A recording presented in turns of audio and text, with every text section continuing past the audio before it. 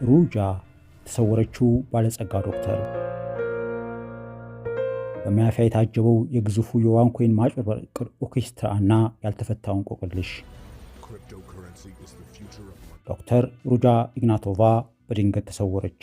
ባለ ሀብቷ ከእይታ ጠፋች። በ10 ሺዎች የሚቆጠሩ ህዝባዊ ስብሰባዎች ከሀገር እስከ ሀገር እየተወረወረች ንግግር ስታደርግ መሬት የሚረግድላት፣ ተራራ የሚንድ የሚመስል ጭብጨባ የሚጎደጎድላት፣ ምንጊዜ ባገኘናት ተብላ በሌሊት ቁር በፀሐይ ሐሩር ደጅ የሚጠናላት ባለ ሀብት የደረሰችበት ጠፋ። Das FBI ist die sogenannte Crypto Queen, die deutsch begabene Ruja Ignatova, jetzt eine der 10 meistgesuchten Personen. አንዳች አደጋ አጠገቧ እንዳይደርስባት በዙሪያዋ የሚያንዣብቡት ጠረንገሉ አጃቢዎች፣ ትንኝ እንዳታልፍ የሚጠብቋት ባለ ሀብት፣ መሬት ይዋጣት፣ ባህር ያስጥማት፣ ሰማይ ያምጥቃት ሳይታወቅ ጠፋች። ከኤፍቢአይ እስከ ኢንተርፖል፣ አሜሪካና የጀርመን የደህንነት ምርመራ ተቋሞች የገባችበትን ለማግኘት መሬት ቢጭሩ፣ ሰማይ ቢቧጥጡ አንዳችን ፍንጭ ለማግኘት አልቻሉም። የሞቀ ገንዘብ ሰብስበው ድህነትን ደህናዋይ ብለው ሊገላገሉ የቋመጡ ሰዎችን ከ4 ቢሊዮን ዶላር በላይ የሚሆን ገንዘብ የት እንደገባ ሳታሳውቃቸው አጨብጭበው እንዲገቡ አድርጋ እንደተናፈቀች የቀረችው የክሪፕቶዋ ንግሥት ትኑር ትሙት ሳይታወቅ እነሆ ደብዛዋ ከጠፋ 8 ዓመታት ተቆጠሩ። በዛሬው ልዩ ፕሮግራማችን ልናካፍላችሁ የወደድነው አስገራሚም አስተማሪም የሆነው የዶክተር ሩጃ ኢግናቶቫን የረሴውን ታሪካዊ ክስተት ነው። አብራችሁን ቆዩ። ፈጠራ ለስኬት ቁልፍ በሆነበት የዲጂታል ዓለም ውስጥ ዶክተር ሩጃ ኢግናቶቫ በዲጂታል የገንዘብ ምንዛሬ የክሪፕቶ ከረንሲ ሥራ የምታካሂድ ዋንኮይን በሚል ስያሜ የሚታወቅ የዲጂታል ሳንቲም ፈጠራ ፕሮጀክትን ከመላው ዓለም ያሉ ሰዎችን የሚያሳትፍ ድርጅት መስራችና መሪ ሆና በ2014 ለዓለም ተከስታ የታየች እንስት ናት። ክሪፕቶ ከረንሲ ወይም የዲጂታል ገንዘብ ማለት በእጃችን ልንነካው ልንዳስሰው የማንችለው በኢንተርኔት ላይ የምናስቀምጠው ገንዘባችን ሀብታችን ማለት ሲሆን በአሁኑ ጊዜም ሀገራችን በዚህ የኦንላይን የዲጂታል ሳንቲም ተሰማርተው ንግዶችን የሚያሳልጡ ሰዎች ቁጥር ብዛት ቀላል የሚባል አይደለም። ሩጃ ይህንን ውስብስብ የሆነውን የዲጂታል ምንዛሬ የበለጠ አወሳስባ ሰዎች እንዲያምኗት ማድረግ የቻለችና በአጭር ጊዜ ውስጥ የዲጂታል የገንዘብ ዝውውርን ለመቆጣጠር የቻለች ናት። ተቀባይነትን ማግኘትና ተከታይን ማፍራት ትልቅ ማህበረሰብ መገንባት ዋናው ነጥብ በሆነበት በዚህ የንግድ ሥራ ላይ በ3 ዓመታት ጊዜ ውስጥ በቢሊዮን የሚቆጠር ገንዘብ ለማፍራት የበቃች እስከተነቃባት ጊዜ ድረስም ሌሎችንም በሀብት ባህር እንዲዋኙ ለማድረግ ብቃት ያላት ናት ተብላ እንዲታመንባት ለማድረግ የቻለች ነበረች። ግን እንደዚያ ለሰማይ ለምድር የከበደች ረቂቅና ምጡቅ አእምሮ ያላት እየተባለች የምትወደሰው ሩጃ የገባችበት አለመታወቁ አሁንም የክትትልና የንግግር መነሻ እንደሆነች ነው። በዲጂታል ምንዛሬ በህገወጥ የገንዘብ ዝውውር የማጭበርበር ወንጀሎች በሌለችበትም ተከሳለች። የአሜሪካና የጀርመን የደህንነት ምርመራ ተቋሞች ኢንተርፖልን ጨምሮ የገባችበትን ለማግኘት መሬት ቢጭሩ፣ ሰማይ ቢቧጥጡ አንዳችን ፍንጭ ለማግኘት አልቻሉም። የሞቀ ገንዘብ ሰብስበው ድህነትን ደህናዋይ ብለው ሊገላገሉ የቋመጡ ሰዎችን ከ4 ቢሊዮን ዶላር በላይ የሚሆን ገንዘብ የት እንደገባ ሳታሳውቃቸው አጨብጭበው እንዲገቡ አድርጋ መጥፋቷ የወንጀለኝነትን ክትትል እንዲደረግባት አስገድደዋል። ነገር ግን ይክሰሷት ከታተሏት እንጂ እረ ለመሆኑ በሕይወት አለች ወይ? ከሞተችስ ማን ገደላት? የሚለው ጥያቄ ሳይመለስ 8 ዓመታት አለፉ። ዩጋንዳዊው ዳንኤል ሊንሃርት ስለ ዋንኮይን ሲሰማ ከነበረበት የድህነትና የገንዘብ እጦት ለመላቀቅ የሚያስችለው አቋራጭ መንገድ ያገኘ መስሎት ቋመጠ። ግዢውን ለመፈጸም 250 የአሜሪካን ዶላር ያስፈልገዋል። እሱ ግን ያለው 142 ዶላር ብቻ ነበር። ስለዚህ ገጠር ወደሚኖሩት እናቱ ጋር ሄደ።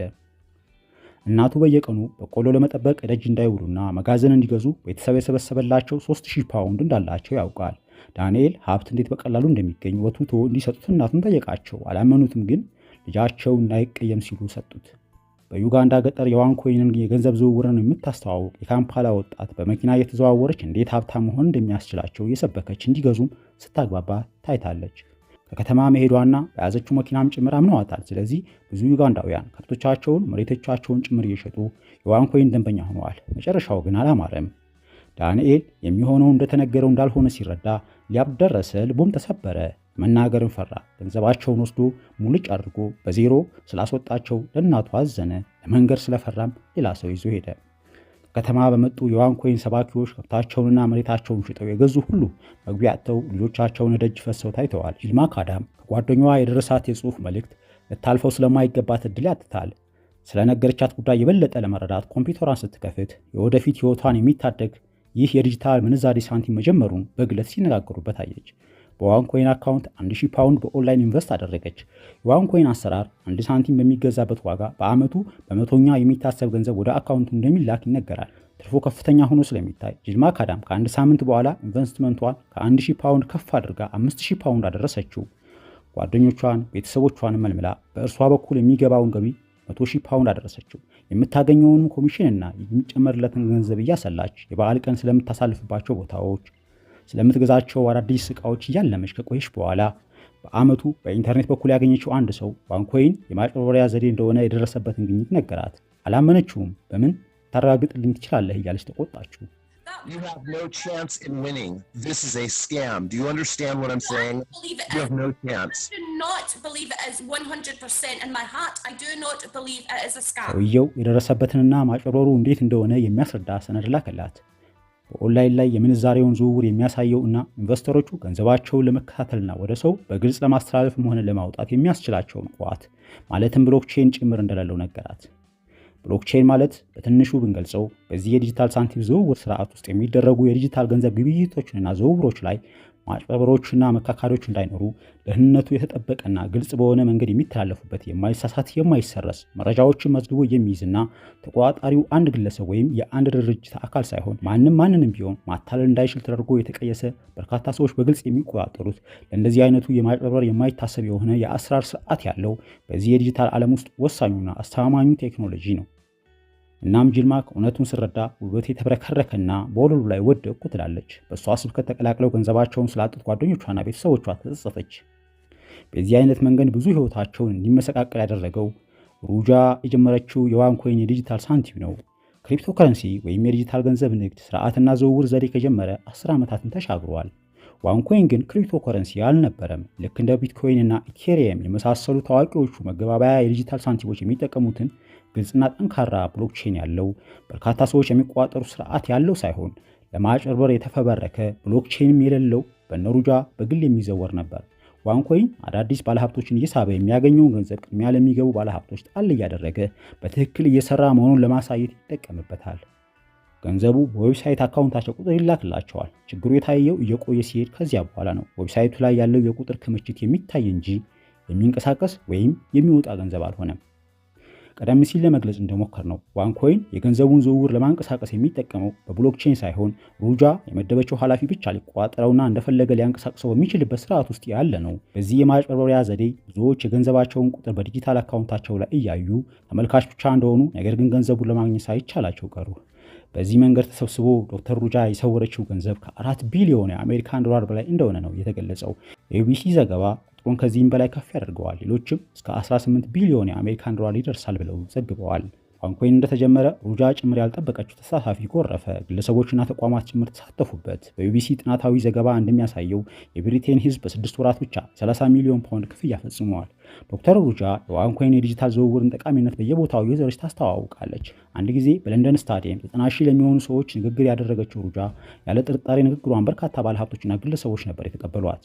ሩጃ ለንግግር በምትገኝበት ቦታ ሁሉ በታላቅ የአድናቆት ጭብጨባ ይቀበሏታል። ፎቶ ለማንሳት የሚተራመሰውም ብዙ ነው።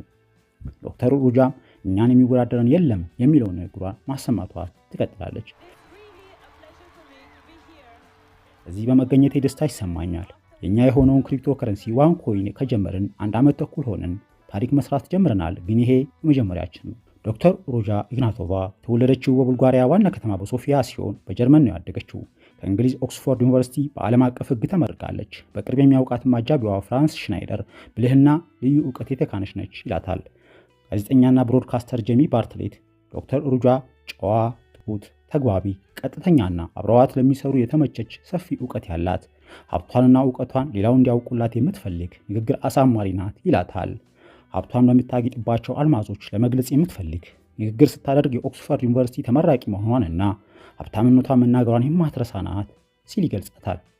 ከታላላቅ ሰዎች ጋር መገናኘት የምትፈልግ በየአጋጣሚው ትልልቅ ድግስ ማዘጋጀት የምትወድ እንደነበረችም ተናግሯል። ሩጃ ብዙ መልካምነቷ የተነገረላትና ታዋቂነቷን ያገኘችው በዋንኮይን የዲጂታል የምንዛሬ ዝውውርን ካስተዋወቀች በኋላ ነው።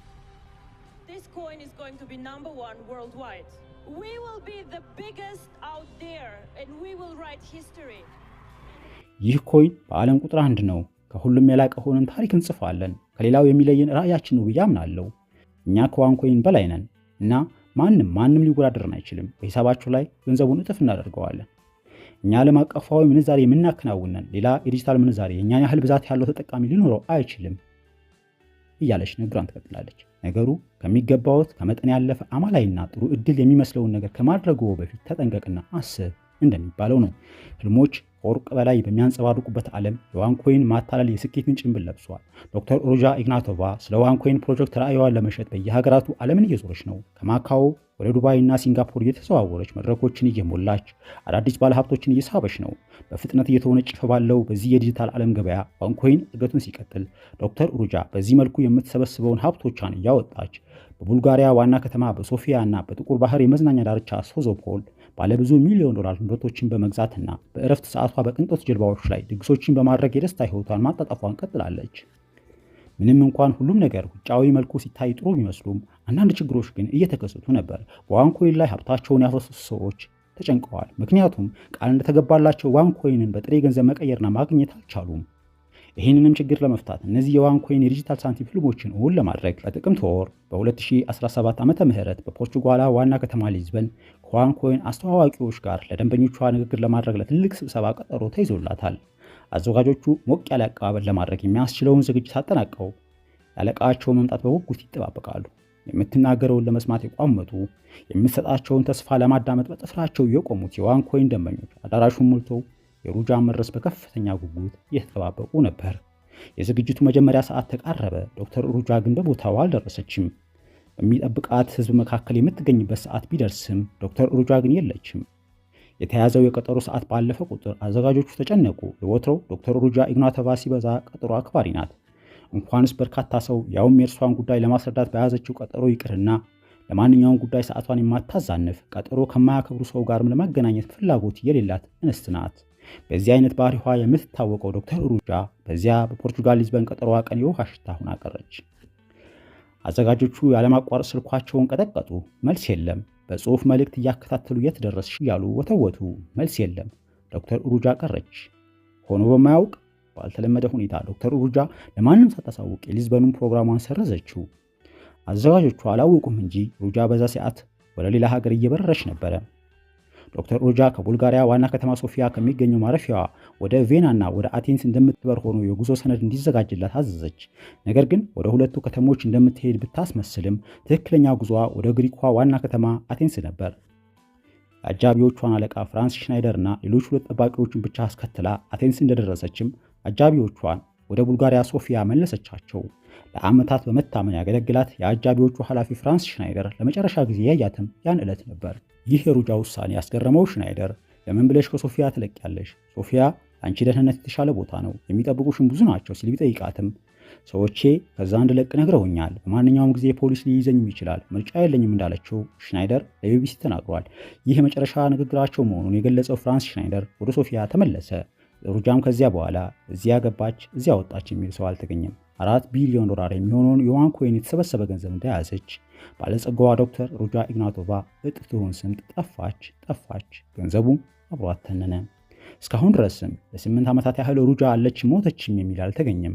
ከ2014 እስከ 2017 ለ3 ዓመታት ከፓኪስታን እስከ ብራዚል፣ ከሆንግ ኮንግ እስከ ኖርዌይ፣ ከካናዳ እስከ የመንና ፍልስጤም ጭምር ምን አለፋችሁ ከአውሮፓ እስከ ኤሽያ፣ ከአሜሪካ እስከ አፍሪካ ስለምጥቋ አእምሮዋ ሰው የረገደላት ከ4 ቢሊዮን ዩሮ በላይ ኢንቨስት የተደረጉ ቢሊዮን ብሮችን በእጇ አስገብታ የምትዘዋወረው ሴት ወይዘሮ በዲጂታል የምንዛሬ ዝውውር የሚሊዮኖችን ስሜት የናጠችው ዶክተር በአልማዝ ነጸብራቅ እየፈካች በየመድረኩ ታስደምም የነበረችው ዶክተር ሩጃ ኤፍቢአይ፣ የጀርመንና የቡልጋሪያ የደህንነትና የፖሊስ ተቋሞች ያለ እረፍት ሊያገኟት ቢፈልጉም አልቻሉም። አሜሪካ ያለችበትን ለጠቆመኝ እሸልማለሁ ብትልም የሚጠቁማት አላገኘችም። ሩጃ ተሰወረች። ዶክተር ሩጃ በ2016 ዓ.ም መግቢያ ጀምሮ የሚያስጠረጥሯት ችግሮች ብቅ እያሉ በመስጋት ላይ ነበረች። ዋንኮይን በማታለልና በማጭበርበር የህገወጥ የገንዘብ ዝውውር ላይ ተንተርሶ እንደሚሰራ ታውቆበት በሚስጥር ከፍተኛ ክትትል የሚደረግበት ጊዜም ነበር። የአሜሪካው የፌዴራል ምርመራ ቢሮ ኤፍቢአይ እና የሀገር ውስጥ ገቢ አገልግሎት ክትትል ልዩ ወኪል የዋንኮይንና የዶክተር ሩጃን እንቅስቃሴን ከዓመት በላይ በሆነ ጊዜ በከፍተኛ ሚስጥር እየመረመረ ነበር። የገንዘቡን ዝውውር ሂደት፣ የገንዘብ አሰባሰቡን ዘዴና ለዝርፊያ ተጋላጭነቱን ሂደት እየተከታተለ ነው። ዶክተር ሩጃ ያላትን ንብረት በድብቅ አጥንቶ ተረድቷል። በሚሊዮን የሚቆጠር ዶላር የሚያወጡ ቪላዎች በሶፊያ፣ በዱባይ፣ በለንደንና በጀርመን እንደገዛች፣ የግል ጀት አውሮፕላንና በሚሊዮን የሚቆጠር ዋጋ ያላቸው ጀልባዎች እንዳሏት፣ በሆንግ ኮንግና በታይላንድም ገንዘብ በካሽ የሚቀመጥባቸው አፓርትመንቶች እንዳሏት ደርሰውበታል። ኤፍቢአይ እና የሀገር ውስጥ ክትትል ባለሙያዎች ክትትላቸውን በከፍተኛ ሚስጥር የሚከናወን ነው ብለው ቢያምኑም ነገር ግን ሩጃ ደርሳበታለች። በራሷ የስለላ መረብ በጀርመንና በህንድ ጭምር ክትትል እየተደረገባት መሆኑን ተረድታለች። የኤፍቢአይ መርማሪዎች በጥንቃቄ ቢመረምሩም ተቃረብን ሲሉ እየራቀባቸው፣ ያዝነ ሲሉት እያፈተለከባቸው ያስቸገራቸውን የዋንኮይን የማጭበርበር ወንጀል የሚያረጋግጡበት ማስረጃ አገኙ። የሩጃ ፍቅረኛ ጊልበርት የዋንኮይን የህገ ወጥ የገንዘብ ዝውውርን በኃላፊነት እንደሚያከናውን ተደርሶበት ሲፈለግ ቆይቶ ነበርና በራሱ ጀት ወደ ኒውዮርክ በሚሄድበት ወቅት እጁ ተያዘ። መርማሪዎቹ ከወደቁ በላይ መንፈራገጥ አይጠቅምህምና ተባበረን አሉት። ጊልበርትን ተባበራቸው። አሜሪካኖቹ የጊልበርትን መያዝ በከፍተኛ ሚስጥር ነበር የያዙት። ሚስቱን ሩጃን እያነጋገረ ለማስረጃ የሚሆናቸውን ንግግር ሲቀርጹና ሲቀዱ ለሳምንታት ያህል ቆዩ። ሩጃን ቢሆን ፍቅረኛውን አታምነውም ኖሯል። ወይም በህገ ወጥ መንገድ የተቆራኙ ምንም አይነት ዝምድና ቢኖራቸው አንዱ ሌላውን ነቅቶ መጠበቅ ስላለበትም ይሆናል። ሩጃ በራሷ ሰዎች ፍቅረኛውን ታሰልለው ስለነበር ከአሜሪካኖቹ ጋር እየሰራ መሆኑን መረጃው ደርሷታል። ስለዚህ ጊልበርት የእርሷን ድምፅ እንደሚቀርጸው ሁሉ እሷም የእርሱን ድምፅ ታስቀርጻለች፣ ትቀዳለች። ዋና ዓላማዋም ጊልበርትን ወደ እሷ መመለስ ነበር። በቴፕ ከተቀረጸው እንደሚያሳየው ሩጃ እየጠረጠረችውና በሱም ላይ እምነት ለመጣል የተቸገረች መሆኑን በግል ጉዳያቸው ጭምር የዋሻት መሆኑን ስትነግረው ይሰማል። ጊልበርትም የማስተባበያም የማግባቢያ መልስ እየሰጠ እንደዛ ብታስቢም ትክክል ነሽ እያለ ይደልላታል። የአንድ ቀን ንግግራቸው ግን መጨረሻቸውን አቃረበው። ሩጃና ፍቅረኛዋ አንድ ቀን እየተነጋገሩ ያሉ በድንገትና በአፍ ወለምታ ከኤፍቢአይ ጋር መገናኘቱን የሚያስጠረጥር ወሬ ነገራት። በዚህ ጊዜ ነበር ደህናውንም ሳትለው አንዲት ቃልም ሳትጨምር ስልኳን ጥርቅም አድርጋ ዘጋች። ዋንኮይንና ከሩጃ ጋር የነበረኝ ግንኙነት በኦክቶበር 25 ቀን 2017 ዓ.ም በአሳዛኝ ሁኔታ ለመጨረሻ ጊዜ አከተመ። ከዚያ በኋላ ሩጃ ጥሪውንም አትቀበልም፣ መልእክቱንም አትመልስም፣ በቃ ከምድረ ገጽ ጠፋች ይላል ፍቅረኛዋ ጊልበርት። ሩጃ የኢንተርፖል የምርመራ ቡድን የደረሰበትን የምርመራ ሰነድ ስላገኘች በአደገኛ ክትትል ውስጥ መሆኗንም አምናበታለች። የአሜሪካ የጸጥታ ተቋማትን መካተል የሚያበቃ መረጃም እንዳገኙ ስለተረዳች ስጋት ላይ ወደቀች። ከመሰወሯን በፊት በህንድ ከዋንኮይን ጋር ግንኙነት አላቸው የተባሉ 100 ሰዎች ታሰሩ። እነዚህንና ሌሎቹን ግፊቶች ለስጋት እንዳደረጓት በወንጀለኛነት እንደሚያስጠይቋትና የእድሜ ልክ እስር ቤት እንደሚጠብቃት ስላወቀች ቀድማ መሸሽ እንድትመርጥ አድርጓታል ይላሉ አስተያየት ሰጪዎቹ። ሩጃ አቴንስ ከደረሰች በኋላ የበላት ጅብ አልጮህ ስለማለቱ ከማንም መሰወሯ ስለምን ምክንያት እንደሆነ እስካሁንም ግምት እንጂ እርግጡን ለመረዳት አልተቻለም። አንዳንዶች ፊቷን በሰርጀሪ ለውጣ አንዱ ሩቅ በሆነ ደሴት ወይም በተመቻት ከተማ ተቀምጣ ይሆናል ይላሉ። ለዚህ መነሻቸውም ሩጃ መጥፋቷ ከታወቀ በኋላ ዋንኮይን ስራውን አላቋረጥም ነበርና ነው። በፊት በወንድሟ እሱም ከታሰረ በኋላ ዋንኮይንን ተስፋ አድርገው ገንዘባቸውን ኢንቨስት የሚያደርጉ ስለነበሩ ነው። በርከት ያሉት ደግሞ ሞታለች ብለው ይገምታሉ። ከእነዚህም አንደኛው የዋንኮይን የደህንነት ኃላፊውና የሩጃ ታማኝ ጠባቂ ፍራንስ ሽናይደር ነው። ሽናይደር በመጨረሻ ጊዜ የተለያዩት አቴንስ ባደረሳት ጊዜ ነው። አለቃው ሩጃ ከማፊያ ወንጀለኞች ጋር ገጥማ እንደነበር ይጠቅስና ለገንዘቧም ሆነ ሚስጥራቸውን ስለምታውቅ ያጠፏታል ብሎ እንደሚያምን ለቢቢሲው ጋዜጠኛ ነግሮታል። ፍራንስ ሽናይደር ወደ ሶፊያ ከተመለሰ በኋላ ሩጃን ያጠፋ እኔንም አይምረኝም ብሎ ስላሰበ ከቤቱ ሳይወጣ አንድ ቤት ውስጥ እስረኛ ሆኖ ቆየ።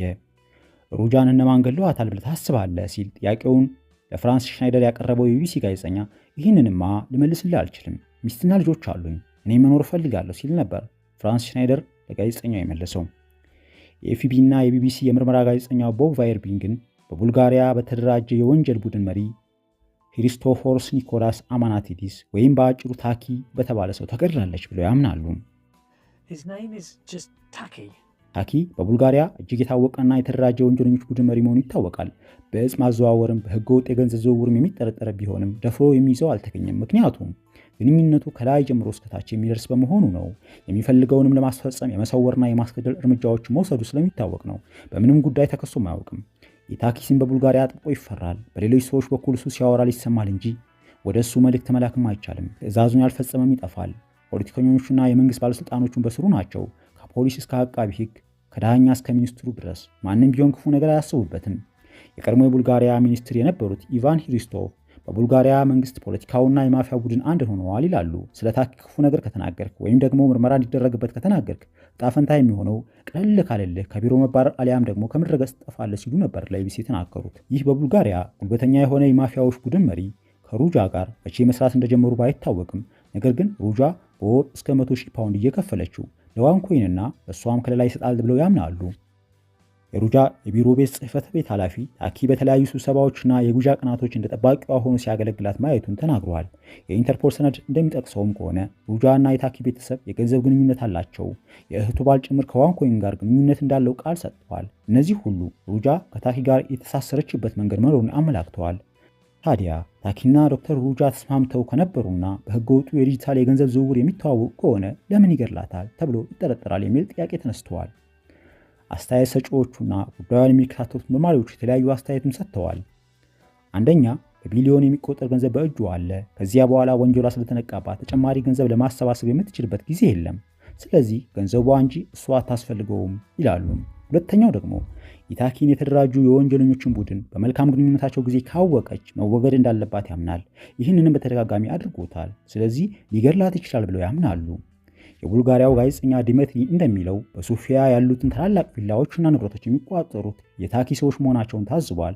ስለ ታኪና ስለ ሩጃ የሚያወሩ ወይም ይጠረጠራሉ ተብሎ የተገመቱም እንዲወገዱ ተደርገዋል።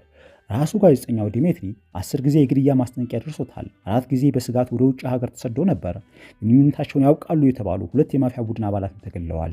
እጀ ረጅሙ ታኪ የዶክተር የሩጃ የመጨረሻ ዕጣ ፈንታ ወሳኝ መሆኑን የምርመራ ውጤቶች የሚጠቁሙ ናቸው ሲሉ የኤፍቢአይ እና የቢቢሲ የምርመራ ጋዜጠኛና የቡልጋሪያው ጋዜጠኛ ዲሜትሪ ይጠረጥራሉ።